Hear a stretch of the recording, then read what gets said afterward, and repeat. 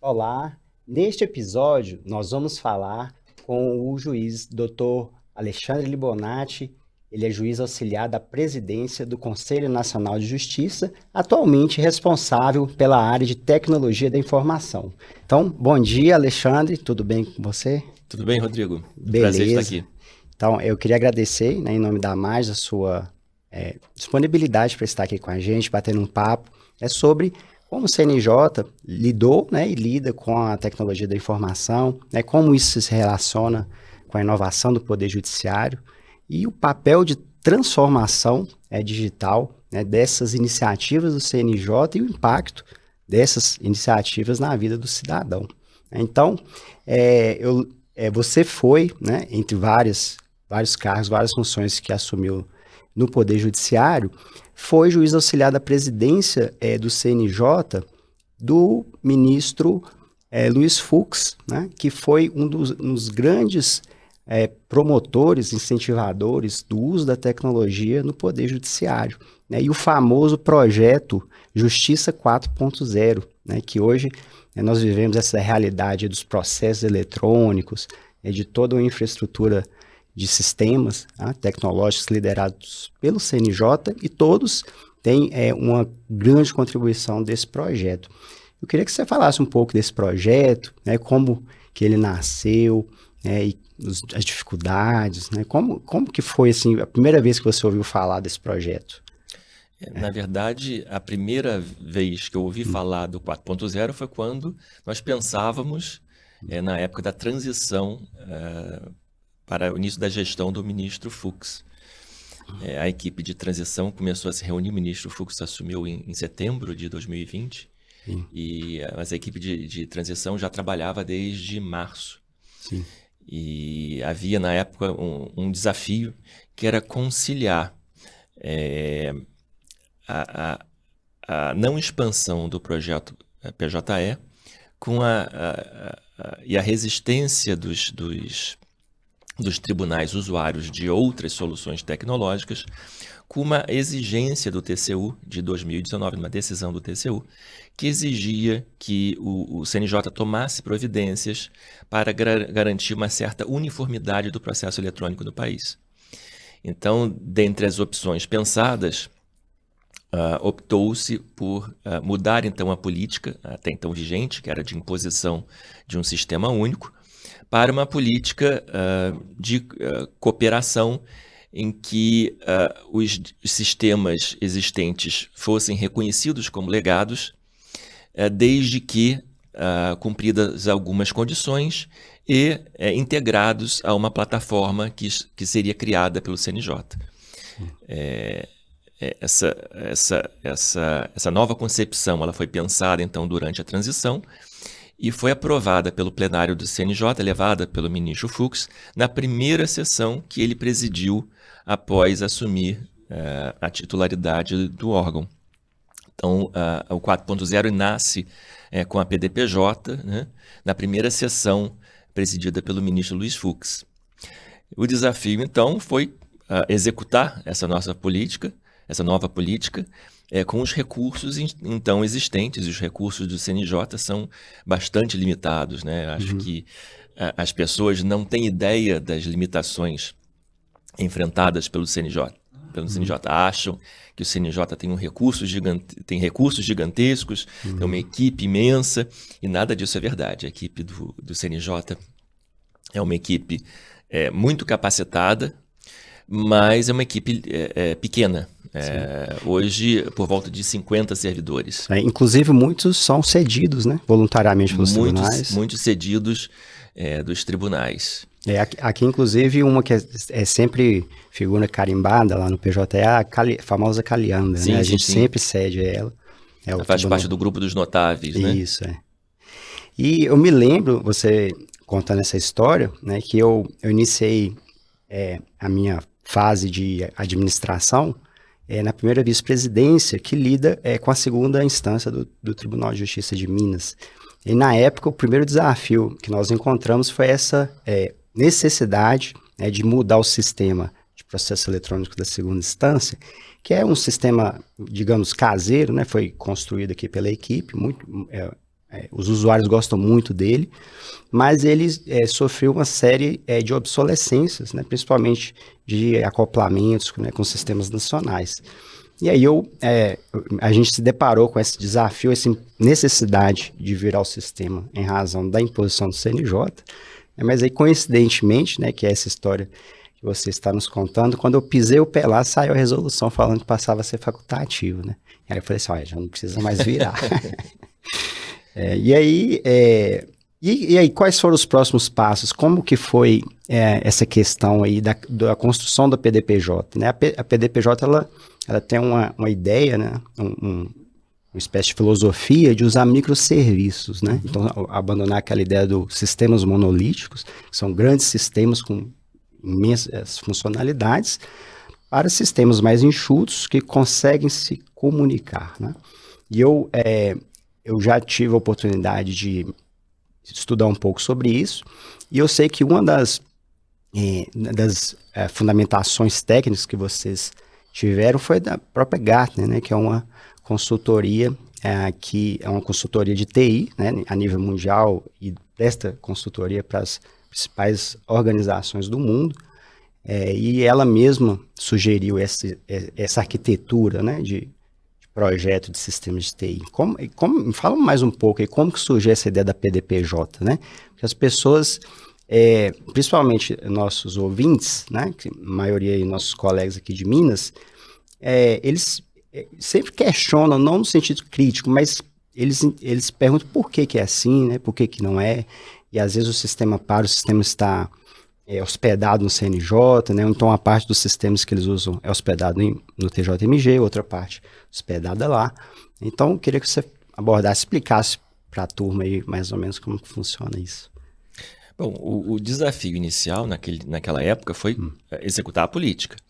E então o CNJ fez um esforço de captação de recursos junto aos tribunais superiores para iniciar o desenvolvimento da PDPJ, e para isso nós nos socorremos do Programa das Nações Unidas para o Desenvolvimento, o PNUD, que é uma agência da ONU e que teria maior agilidade na contratação de pessoal, contratação de empresas para a execução dessa política. Sim.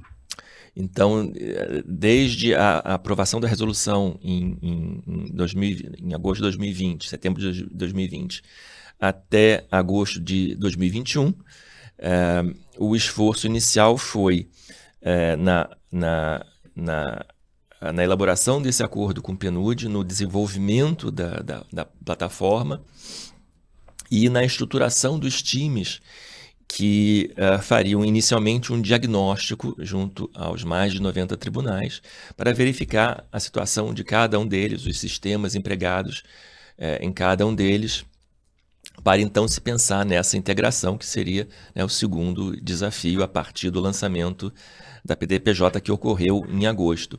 Mas especificamente em relação à sua pergunta, por que dessa modificação, deixar o monolito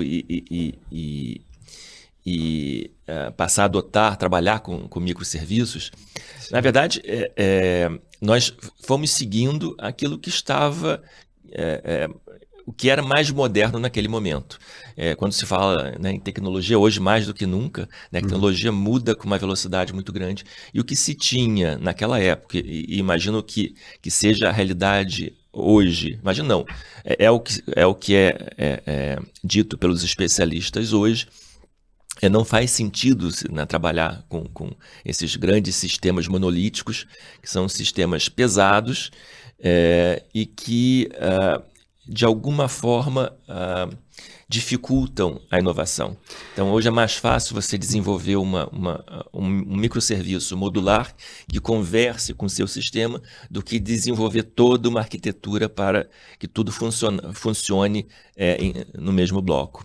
Sim, e para que nossos ouvintes compreendam, né? Então, se a gente pensar no PJE, né, que é considerado um sistema monolítico, o PJE para nós usuários, no caso do magistrado, magistrada, ele acessa só o ambiente do magistrado. Mas para muito além disso, né, existem as telas do advogado, existem as telas do Ministério Público, existe todo um sistema que é o MNI, né, que faz o PJE conversar com outros sistemas, né, tem o famoso back-end, né, que aí né, na nossa linguagem lá da TI, a gente chama de motor de Fusca, né, que faz tudo isso conversar e funcionar. E a ideia do microserviço é você construir pequenos sistemas que se conversam, né? Então, um exemplo que está bastante claro, por exemplo, é o módulo gabinete, né, que é um software que faz só a conversação do sistema com, no caso, o magistrado, assessoria.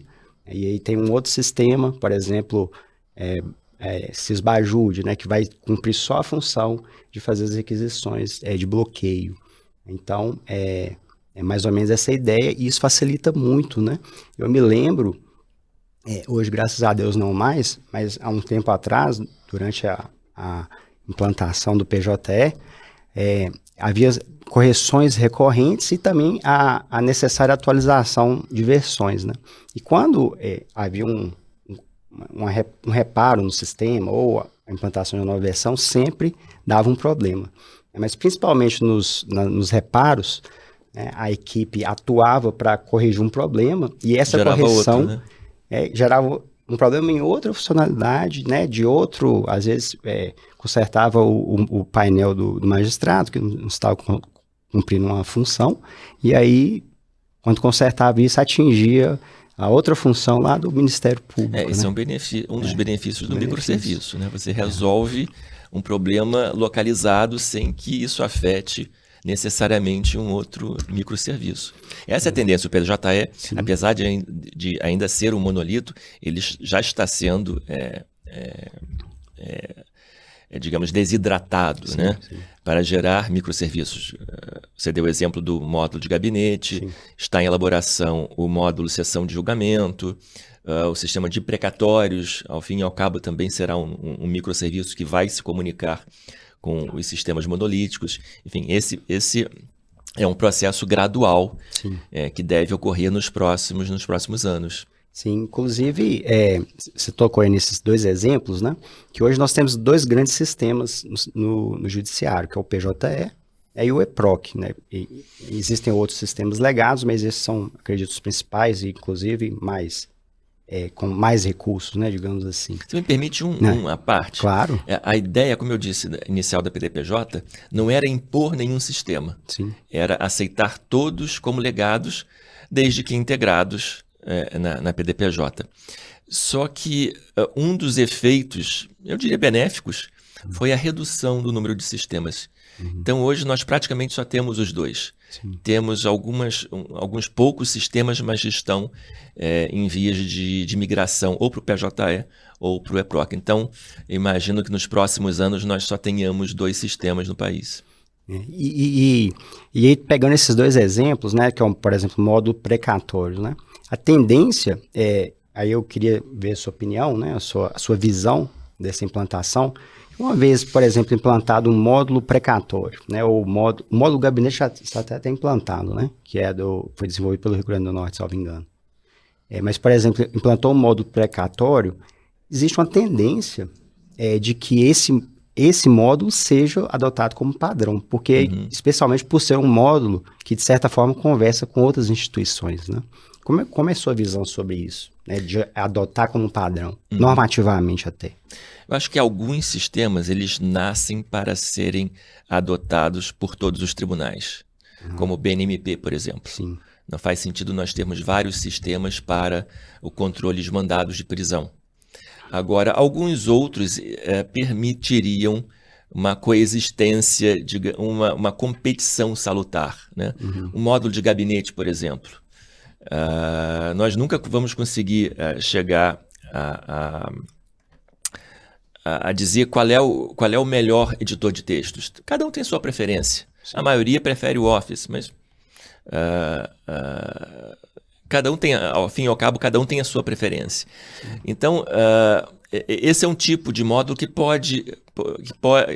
onde a PJ admitiria uma coexistência de algumas soluções, e um desenvolve aqui, o outro evolui e apresenta alguma coisa melhor.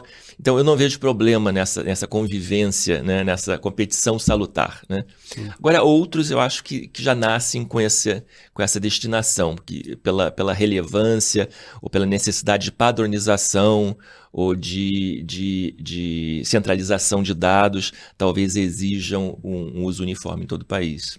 E desses que você visualiza aí no médio e longo prazo, essa uniformidade, quais que você já antevê essa necessidade de exclusividade, né? De monopólio, vamos dizer? Não monopólio, mas exclusividade. Basicamente os que já estão rodando. Né? O SNGB, o BNMP, o sistema de adoções, é interessante que seja único até para permitir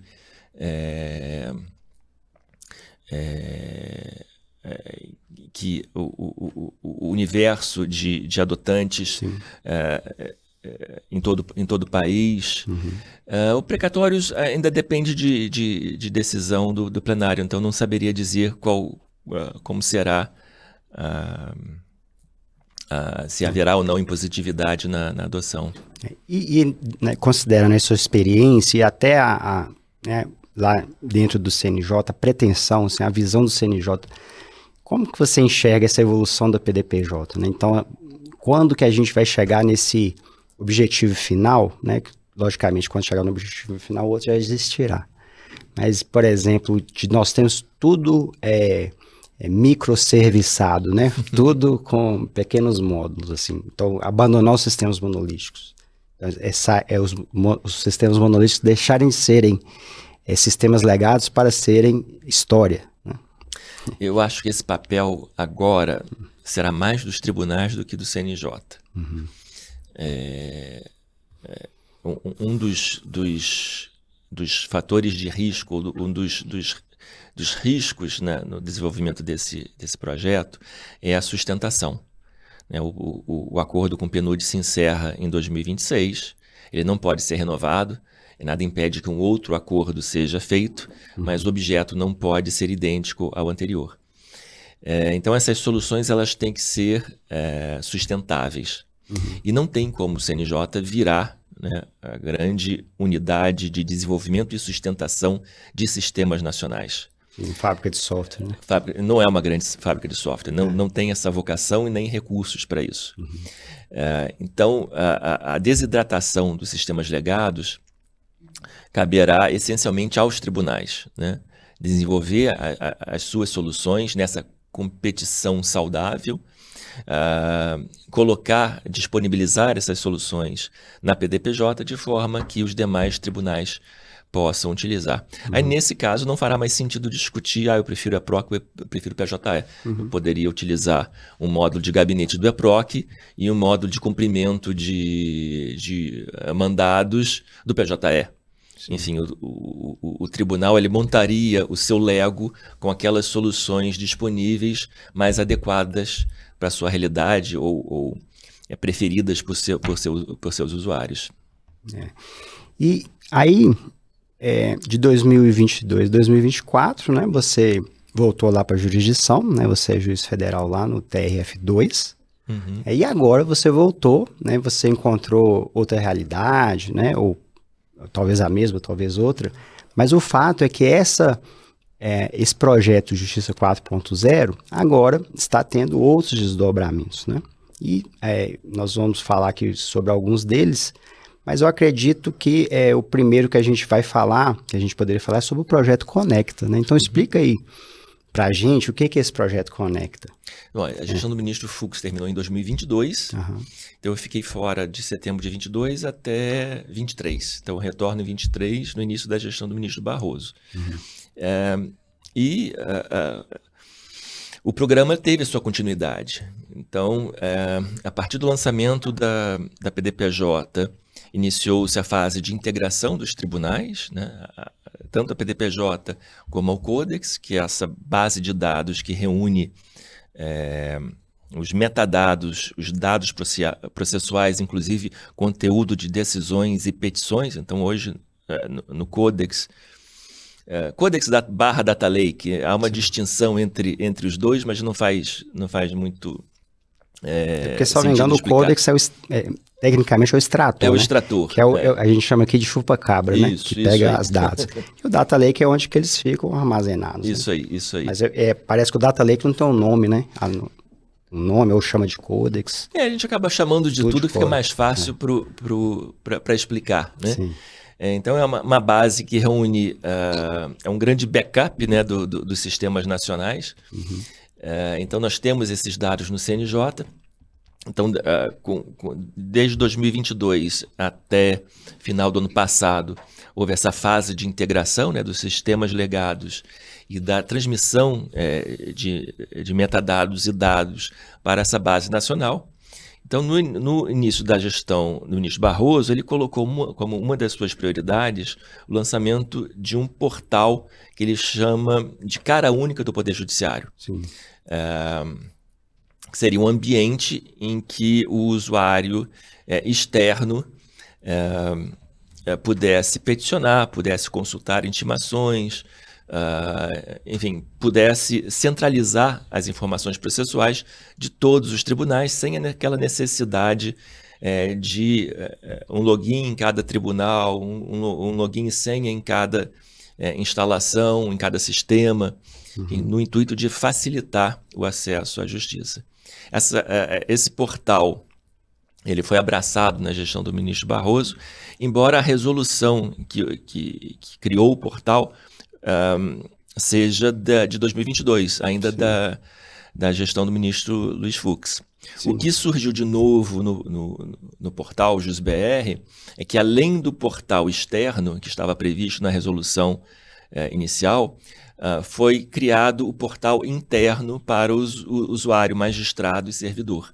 Esse portal interno, então, congrega os serviços próprios para a realidade do judiciário, unificando o acesso a todos os serviços disponibilizados pelo CNJ e pelos tribunais que trabalham com dados nacionais. Então, os tribunais, né, podem colocar as suas soluções, fruto daquela competição saudável que eu mencionei, os tribunais podem colocar as suas soluções dentro do portal JusBR. Se for uma solução para uso externo, para os advogados e partes, se for uma solução para uso interno, disponível para os magistrados e servidores de todo o país. Sem a necessidade de novo login, sem a necessidade de nova senha, com o mesmo login e senha, o usuário interno e externo tem acesso a todos os serviços. E o projeto Conecta, ele foi criado para dar suporte a essas iniciativas locais de nacionalização. Então, eu sou da TI de um tribunal, eu tenho interesse em disponibilizar a solução no JusBR, de forma que possa ser usado pelos usuários de outros tribunais, mas preciso, né, saber como fazer.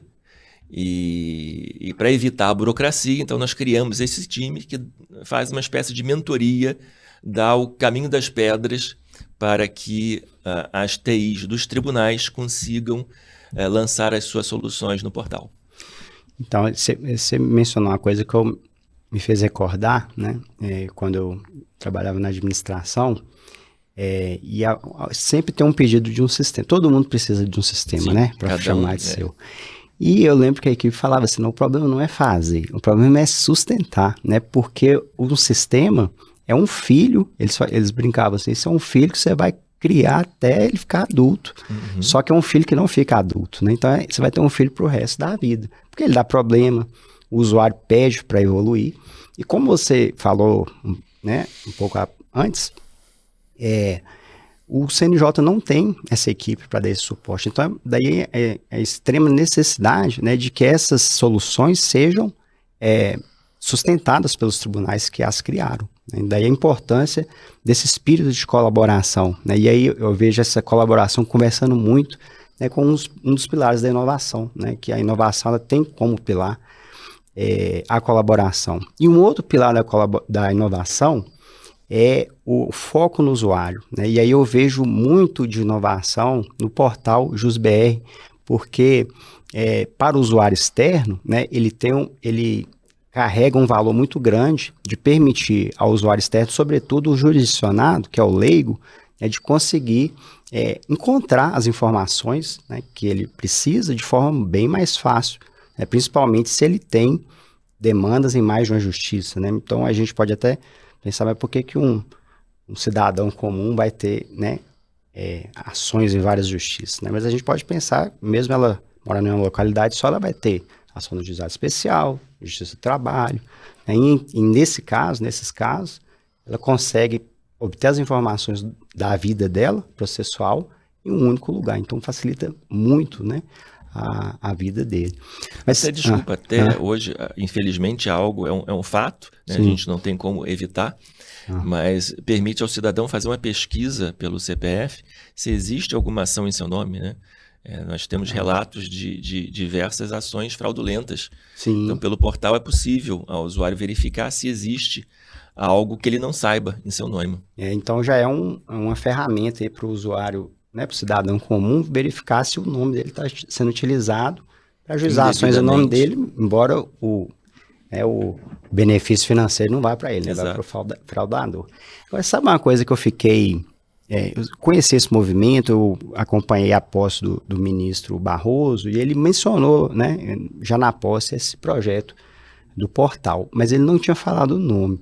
E aí, quando surgiu, não que eu fiquei chocado, né, mas achei interessante o nome, mas eu fiquei surpreso, sabe? Como que nasceu esse nome? JusBR, você sabe dizer? Foi uma construção coletiva. Foi uma pesquisa? Não, foi uma construção coletiva nos grupos internos do CNJ, e as diversas opções foram levadas ao ministro e ele optou pelo JusBR. Eu achei muito criativa, né? Porque conversa com as ORLs, né? Sim. As ORLs e todos... como ele é uma reunião de todos o Poder Judiciário, de todos os tribunais, né, e todos os tribunais têm no seu domínio, né, no seu endereço de internet, o finalzinho jus.br. Eu achei muito legal. E quais são os projetos ainda que vocês podem dizer que a gente ainda não conhece? Você acha assim interessante para o pessoal? Como eu disse, o programa ele se encerra no ano que vem. Sim. Então não existe mais espaço nem tempo para o lançamento de algo novo, né? Nós temos alguns projetos ainda na carteira, ainda a serem lançados, como o próprio módulo de precatórios, que ainda não está concluído, o Sniper BC. Como é esse? O Sniper BC, o B de bens e C de constrição. O Sniper foi uma das soluções lançadas no programa 4.0, que faz a busca de bens. O BC ele faz a busca de bens e a constrição. Sim. Então ele reúne no mesmo ambiente Sisbajude, Renajude, cartórios. Então o usuário ele faz a pesquisa dos bens. E se for o caso de fazer uma restrição, ele não precisa sair do Sniper para fazer a restrição, ele faz dentro do próprio Sniper. Sim, e agora sai um novo que é o das criptomoedas, Das criptomoedas. Como que nasceu isso e como que está o funcionamento dele? Ele ele foi lançado, mas ainda não foi expandido para todos. Salvo engano, está em teste em 2 tribunais. É uma iniciativa foi desenvolvido por uma entidade externa e alocado no JusBR para uso dos demais magistrados. Bom, então, Alexandre Libonati, né, muito obrigado, né, por disponibilizar seu tempo, para esclarecer, né, para os nossos associados, né, como são os bastidores do CNJ na área de TI, que essa área é tão demandada, tão, às vezes, criticada e tão mal compreendida, né? Porque eu trabalhei nessa área, eu sei como que é mal compreendida. Inclusive, esses dias, a gerente da unidade em que eu trabalho hoje perguntou por que o sistema X não é integrado com o sistema Y? Por que eu tenho que consultar no sistema X e lançar os dados no sistema Y? Por que eles não fazem uma coisa junto? falei assim, mas por que a gente tem 2.000 processos acima de 100 dias? É porque não tem gente para fazer, é muito serviço, mas lá também, lá é pouca gente, etc. Então, eu queria agradecer imensamente, tá, a sua disponibilidade, parabenizar pelo trabalho que desempenhou, né, na gestão anterior e está desempenhando agora nessa gestão que eu tenho acompanhado, né, eu acompanho assim, de carteirinha e queria dar parabéns, tá, e desejar aí um bom evento, né, no Fast Labs, que é essa caravana da inovação que o CNJ promove e a equipe da TI está trazendo também as novidades. Obrigado, Rodrigo. É um prazer estar aqui. E acho que, acima de tudo, se a gente não consegue fazer tudo, tenta ao menos comunicar o porquê que não consegue. Sim. E aproveitando a sua deixa, o Fast Labs é uma oportunidade não apenas para a divulgação, né, das iniciativas do CNJ e dos tribunais, mas também é um momento de troca, troca de experiências e de troca de dores, né? De forma que, eventualmente, essas dores possam ser compartilhadas e ensejem um projeto comum que, eventualmente, possa ser colocado nesse ambiente que agora está disponível a todos, possa ensejar uma nova solução útil a todos os magistrados e servidores e cidadãos do país. Ótimo. Então, parabéns, né, em nome da AMAGES, eu parabenizo de todos os juízes e juízes aqui de Minas pela iniciativa, né, do projeto do evento, né, e de todas essas iniciativas que o CNJ tem se dedicado, né, a entregar para todos nós. Obrigado. Eu que agradeço.